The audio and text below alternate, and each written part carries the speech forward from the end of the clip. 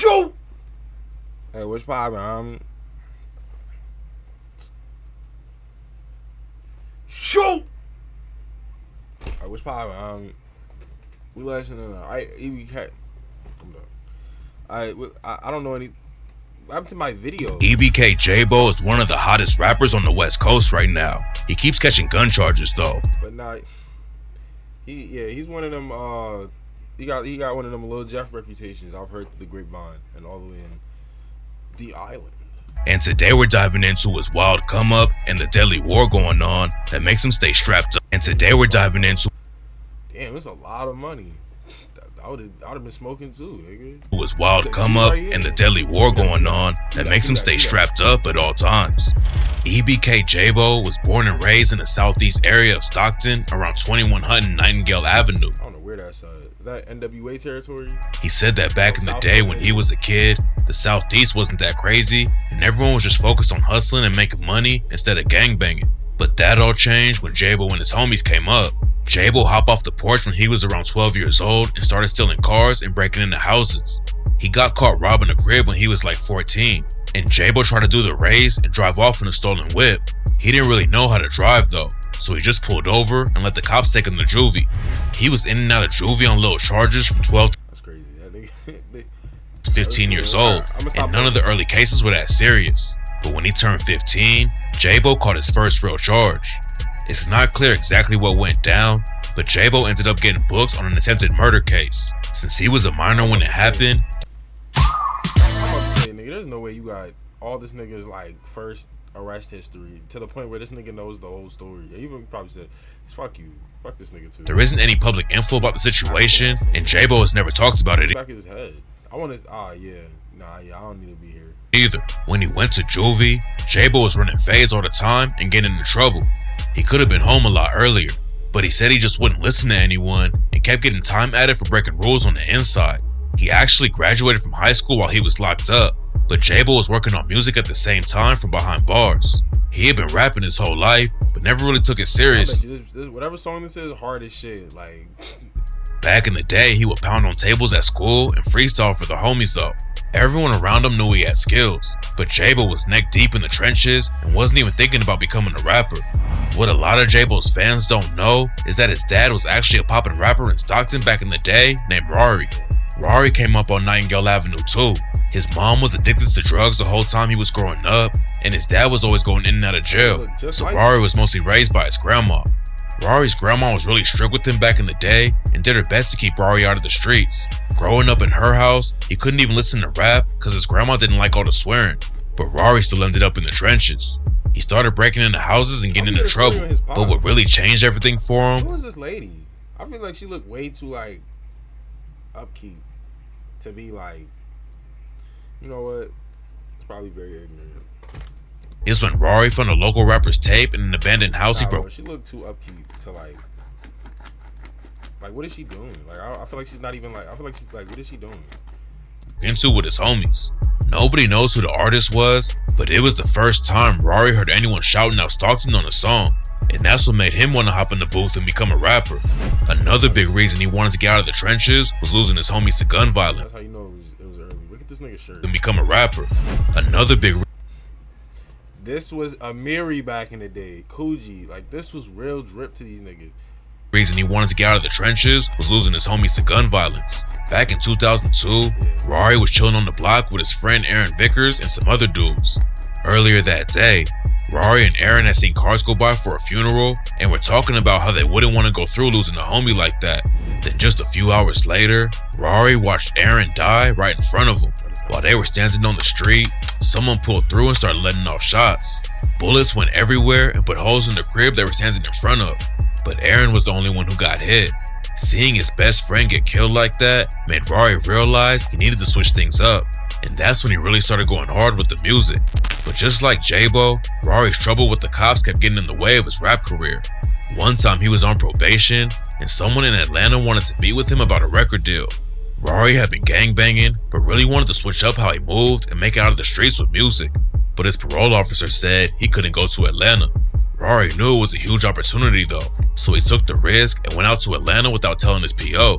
Unfortunately, the deal didn't work out for him though, and to make it even worse, his parole officer found out about the trip and Rory got booked again for violating his parole. Rory still didn't let it stop his grind though. He came back It's a nice family story. I'm actually locked. home and went right back to work. He started investing his own money into the rap game and set up his own studio. He even taught himself how to make beats so he wouldn't have to wait around for other producers to send him their tracks. It took a while to get his name popping, but eventually all the hard work paid off. Rory was racking up thousands of streams, getting booked for shows, and linking up with other rappers in the city like Tall T. Tall T was a battle rapper from Stockton who was getting Could never let a nigga like that ever get in my face. That nigga probably shoot people. I be forgetting. Yo, niggas in Cali be looking all types of crazy and like sharp, but them like niggas like a nigga will clap you with like a gap in his ear. a lot of buzz on his name. He had been in the underground scene for years and was about to really pop off. But then in 2012, he was brutally murdered in broad daylight. Tall T was sitting in Long Park with his girlfriend when someone came up and tapped him on the shoulder. Then Tall T turned around and they upped the strap and shot him in the face. Nobody knows why the shooter wanted him dead, but Tall T's death was a massive loss for the Stockton rap He probably was talking some crazy shit. But no, I can't make that joke. game. The shooting also had a big impact on Rory.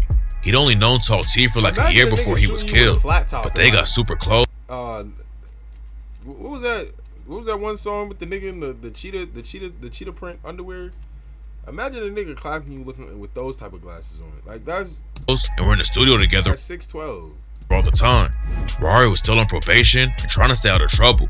And he said that Tall T is the one who really pushed him to stay on the grind and keep focused in the rap game. Rory was also trying to get Jaaybo involved with music back then. Jaaybo was just a kid, but Rory would bring him to the studio and have him sing on tracks whenever Rory had an R&B artist pull through and record. Rory was making all the right moves and was finally on his way up in the industry, but then he was tragically murdered while trying to protect his kids. It's not clear exactly how it went down, but this is the story according to some sources. When Jaaybo was around 11 years old, some teenagers in the hood robbed him and his brother. Rory had just finished 7 years of probation and was really trying to stay out of trouble, but he wasn't going to let someone just rob his kids and get away with it. So Rory allegedly tracked the teenagers down to press them about it. Nobody knows what really happened next, but after Rory found him, one of the teenagers allegedly pulled out a gun and killed Rory on the spot. Losing his dad changed everything for Jaaybo. If Rory was still alive and made it in the music industry, there's no telling what kind of life Jaaybo would have had. But after Rory was killed, it didn't take long for Jaaybo to jump off the porch and get active. Eventually, Jaaybo hopped in the booth and started dropping music. He was working with a company called Thizzler on the Roof, and they were really trying to push Jaaybo into the industry. He was running up millions of views on YouTube, but he had too much going on in the streets to really focus on the rap game, and that's how he ended up back in jail. Even though he wasn't even trying to make it in the industry, Jaaybo was getting a lot of buzz on his name on the West Coast.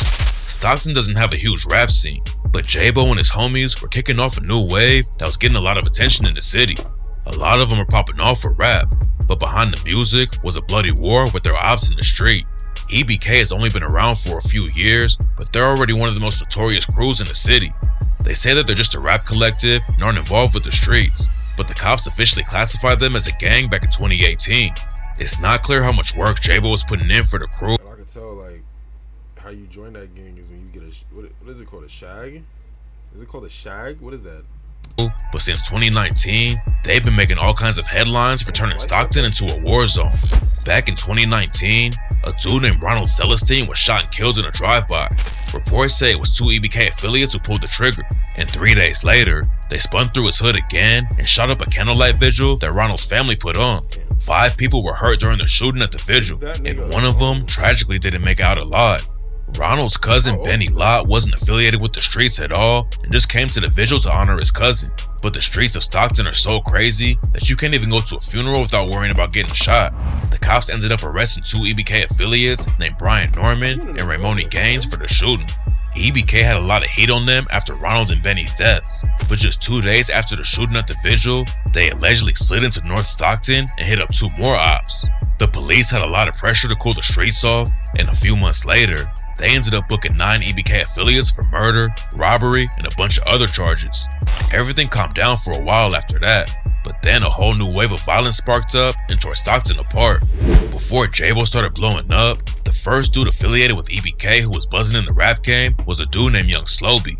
Young Sloby was on the grind for years before he started popping. He had to invest a lot of cash in his own career before anyone was even paying attention. But eventually, it all started coming together. Slow was making a lot of noise in Stockton, but he really leveled up when he got tight with a rapper from Sacramento named Britt.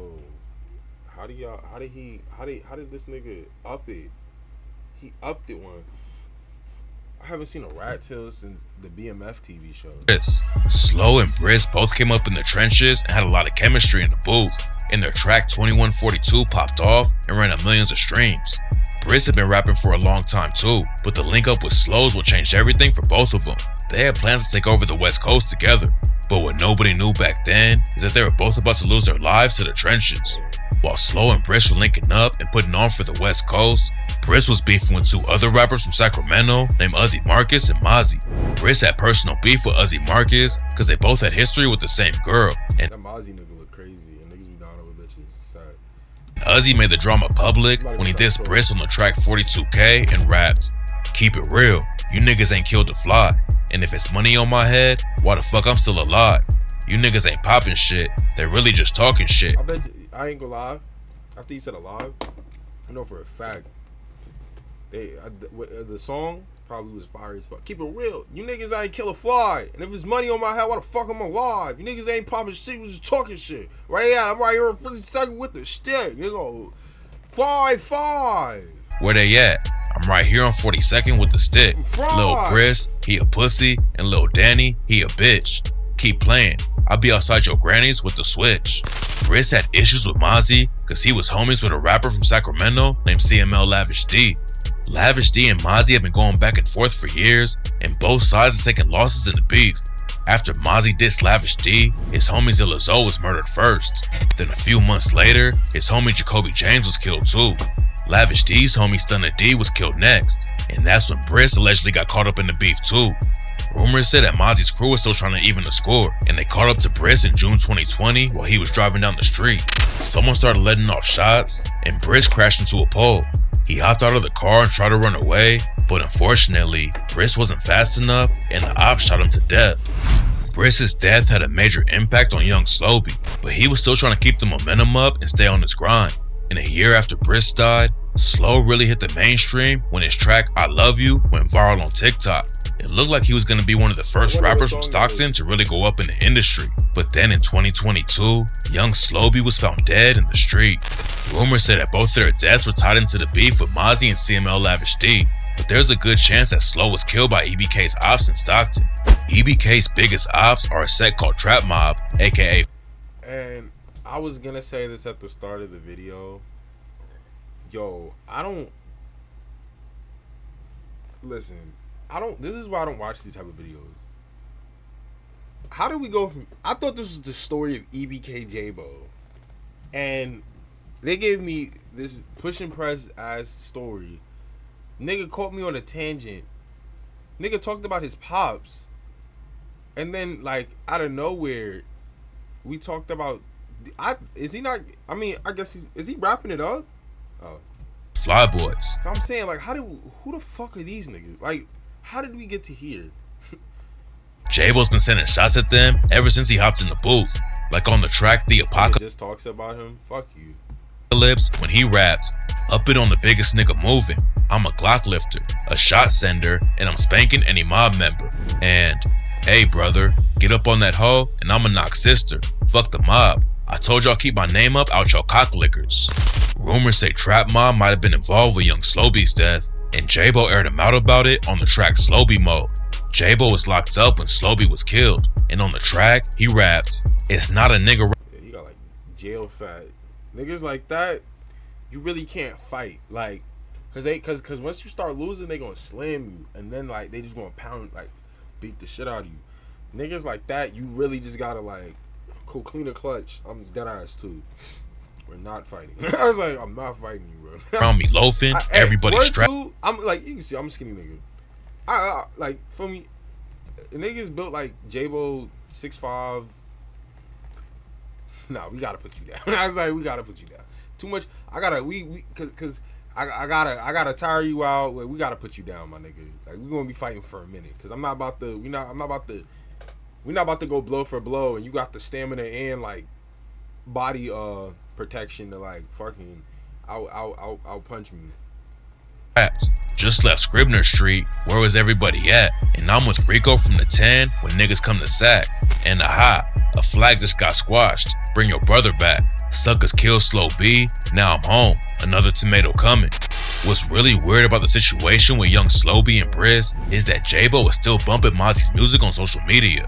There's nothing tying Mozzie to Slow's death, but a lot of fans are confused because Briz was beefing with Mozzie when he died, and young Slow B was super tight with Briz. Then when people were dissing Jaaybo for not— I thought the Mozzie nigga was like some like J. Critch ass nigga. I mean J. Critch. J. Cole ass nigga. Nigga eat like vitamins and shit. Sliding after young Slow B died, he hopped on IG and dissed Mozzie's dead homie K Squeeze. Nigga, damn. Nigga saying blank EBK and go slide for Slobby or Squeeze. Dispensary weed. K Squeeze allegedly— I don't even know what this means. I'm dead ass. Slow B died. He hopped on IG. Nigga saying blank EBK. Go slide for Slob or Squeeze. What is this? What does this dispensary mean? G and dissed Mozzie's dead homie K Squeeze. K. That's fucked up. K Squeeze allegedly killed another rapper named Lil Jody Woe. Then one day later, K Squeeze was shot to death too. Jaaybo wasn't just sending shots on songs on social media though. He's known for throwing hands every time he gets locked up too. Once he was locked up in county with a massive op named C-Walk, who everyone was allegedly scared to fight. But Jaaybo didn't back down from the fade.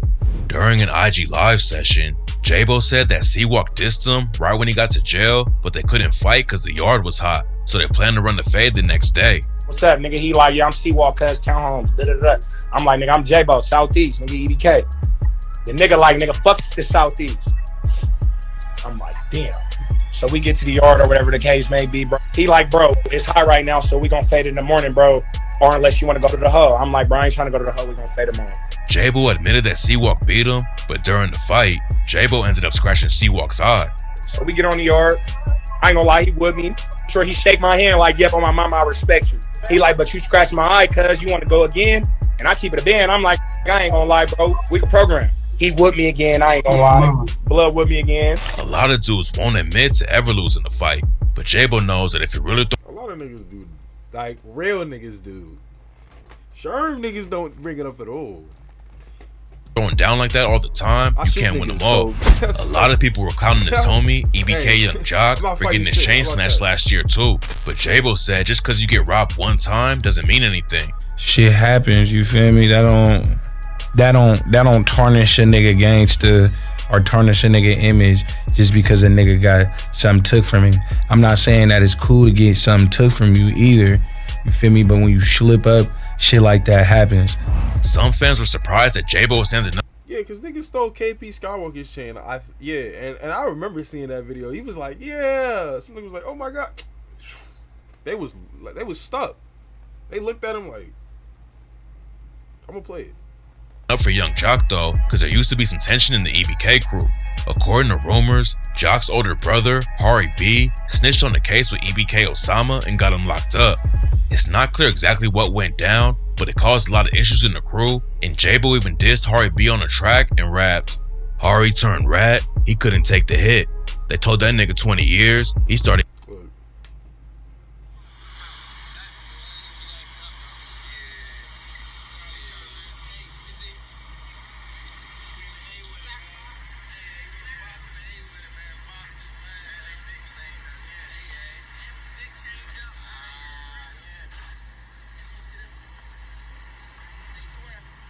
I thought this shit was way quicker. Look at shit, what's my phone? Nigga took his damn time. You gotta think about all the shit that was going through this nigga mind as he's doing it. Like once he started flexing, like look at this nigga, he got a 5 o'clock, he got like stubble on his beard. This nigga ain't got shit. Like that's crazy. Oh, and niggas took it in the VA? That's crazy. Where this at? I gotta watch it for the reaction. Yeah, we gonna waste some time. Look, and he got Boogie on him. He said, excuse me. Eating cheese. Luckily, they were able to squash everything though. But before they could What the fuck? Why is this nigga watching the video while he's watching the video? really focus on putting EBK on the It's because I get 12 views, bro. map in the rap game, Jaaybo ended up getting locked I can do whatever the fuck I want. up again. In April 2023, Jaaybo caught a bunch of gun charges and was in jail for another 6 months before they let him out on bail. This time when he came back home, Jaaybo said he was really tightening Y'all think he's smoking the spice? up how he moved. He ended up getting out of Stockton and was way more focused on the rap game too. A lot of his music used to leak back in the day because he'd have a bunch of homies in the studio with him and the tracks would end up on the internet before they were supposed to. But Jaaybo told No Jumper he was getting way more serious about rapping and being more professional in the studio. It looked like Jaaybo was ready to go all in on his music and leave the street drama behind. But then in January 2024, news broke that EBK Jaaybo was back in jail for the gun charges he got booked for in 2023. Nobody knows why Jaaybo got locked up again, but it's probably over a probation violation. The judge didn't even want to give him bail last time because he has so many priors on his record. So if Jaaybo did violate the bond, he'll probably be sitting behind bars till he goes to trial or takes a plea deal. Hopefully the case doesn't go left for him though. Jaaybo is buzzing more than ever in the rap game right now and has serious potential to really put Stockton on the map if he beats these charges and stays focused. The United States ain't doing nothing for us, man. He's really a fat nigga. That's a crazy way to outro it. Alright, like, comment, sub, do a try. I don't. Yes, EBK Jaaybo.